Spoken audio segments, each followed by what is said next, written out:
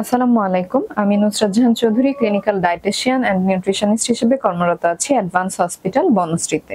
আজকে যে বিষয়টি নিয়ে কথা বলবো, এটি খুব কমন একটি কোয়েশ্চেন থাকে সবার, যে টেস্টোস্টেরন হরমোন বৃদ্ধিতে তাদের খাদ্যাভ্যাস কি ধরনের হওয়া উচিত।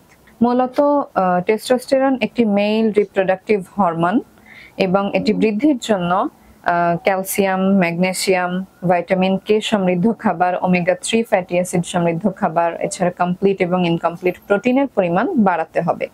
যেমন কমপ্লিট প্রোটিন হিসেবে মাছ, মাংস, ডিম, দুধ, ওমেগা 3 এর ভালো উৎস হিসেবে স্যামন, টুনা, এ ধরনের সামুদ্রিক মাছ বা মাছের তেল অথবা এক্ষেত্রে সাপ্লিমেন্ট গ্রহণ করা যেতে পারে। এগুলো এই হরমোন বৃদ্ধিতে খুব ভালো কাজ করে থাকে।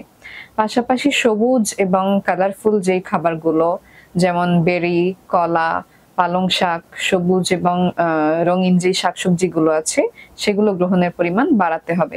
এছাড়া কিছু কিছু অভ্যাস আছে যেগুলো পরিহার করতে হবে। আমাদের দেশের প্রেক্ষাপটে বেশিরভাগ পুরুষ মানুষের ক্ষেত্রেই দেখা যায় যে তারা অফিসে থাকেন এবং বাইরের খাবারকে তারা বেশি প্রেফার করেন। তো এই বাইরের যে খাবারগুলো, এগুলোকে আসলে পরিহার করতে হবে।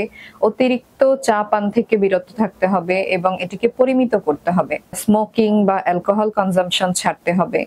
পাশাপাশি এক্সারসাইজ করতে হবে এবং হাঁটা চলার পরিমাণ বৃদ্ধি করতে হবে এবং প্রতিদিন সকালে সূর্যের আলো শরীরে লাগাতে হবে, যেটি কিনা ভাইটামিন ডি এর ভালো উৎস হিসেবে কাজ করে। এছাড়া বাদাম, মধু এগুলো খুব ভালো কাজ করে টেস্টোস্টেরন হরমোন বৃদ্ধিতে। আশা করি সবাই বুঝতে পেরেছেন। এছাড়াও যদি বিস্তারিত জানার থাকে সেক্ষেত্রে ডেসক্রিপশন বক্সে আমার ডিটেলস দেয়া আছে, যোগাযোগ করে নেবেন। ধন্যবাদ।